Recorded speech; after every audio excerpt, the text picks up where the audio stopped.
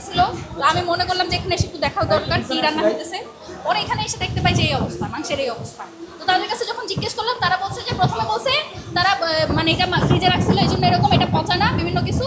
তারপর যখন এগুলো দেখতে পাইছি তখন তারা বলছে যে তারা সকালবেলা আনাইছে, কিন্তু হচ্ছে মানে রান্না করতে এখনো দেয় নাই, পচা দেখতে পেয়ে তারা হচ্ছে আবার বাজারে পাঠাইছে। তারা যদি বাজারে পাঠাইয়া থাকে যে মশলা কষাইতেছে, ধোয়ার সময়ও নাকি দেখা নাই, ধোয়ার পরে নাকি বুঝতে পারছে। মানে কোনো পাগলও বিশ্বাস করবে যে ধোয়ার সময় পচা বোঝা যায় না, ধোয়ার পরে পচা বোঝা যাইতেছে?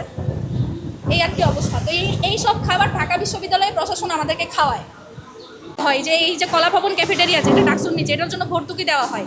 সেই ভর্তুকি দেওয়ার পরও তারা আমাদেরকে এই যে খাবারগুলো খাওয়ায়, সেটা নিয়ে প্রশাসন কোনো তদারকি করে না। এবং আমরা যদি কিছু বলতে আসি সেটার জন্য হয়ে যায় মব। দেখবেন যে এটাকেও ফ্রেমিং করা হবে মব হিসেবে। এই যে খাবারগুলো খাওয়াইতে সেটা নিয়ে কথাও বলা যায় না। প্রাণ ফ্রুটো, সময় অসময় ফ্রুটোময়।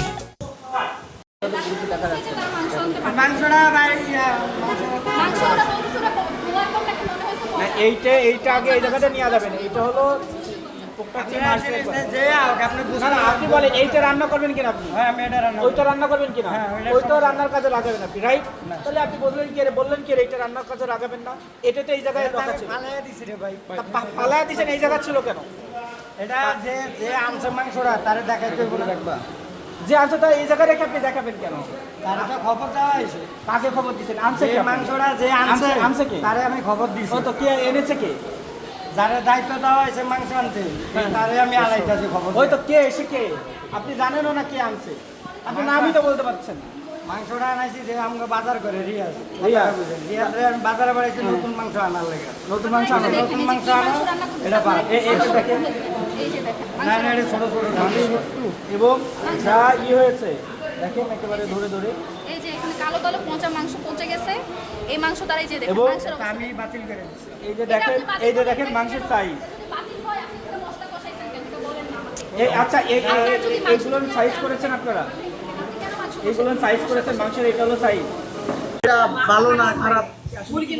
না, মাংস যখন আপনার ওইখানে বয়াইছি তখনই দেখছি যে আমার এই মাংসটা আমার কাছে খারাপ লাগতেছে, এই কারণে আমি এটা বাতিল করে দিছি। বাতিল করে দিলেন এখানে কেন? যেখানে আপনি সব জিনিস রান্না করবেন। আর এগুলো হলো সরকারি মাল, কথাটা বুঝেন। সরকারি মাল আমার তো বুঝিয়ে দিতে হবে। তাহলে আপনি অন্য সাইডে রাখেন, আপনি যে জায়গায় রান্না করেন আমি সেই জায়গায় রাখছেন।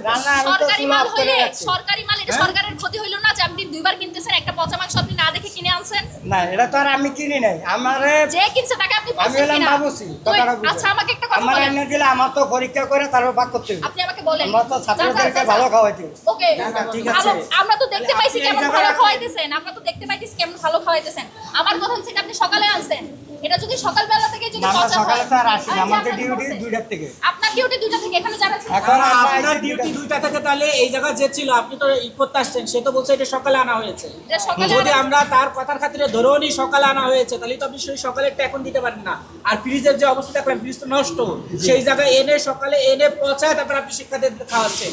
এটা তো প্রতিনিয়ত খাওয়ান, আজকে আমরা ধরতে পেরেছি। আমরা তাদের কাছে জিজ্ঞেস করেছি, ক্যাফেটেরিয়ার যারা হচ্ছে স্টাফ আছে তারা বলছে তারা এই খাবার খায় না। এবং দেখেন তারা যে খাবার খায় না সেই খাবার তারা আমাদের এই শিক্ষার্থীদের জায়গায় আমাদের রেকর্ডিং আছে, আপনি মাংসের সাইজ দেখেন যে তারা মাংস কেটেছে। সাইজ পরে ভাই, জিনিসই তো ভালো না, এবং জিনিসই তো ভালো না। নষ্ট মানে পচা করে তারপর শিক্ষার্থীদেরকে খাওয়াচ্ছেন। এই জায়গার জন্য ইউনিভার্সিটি ভর্তুকি দেয়, এখানে ইউনিভার্সিটি টাকা দেয়।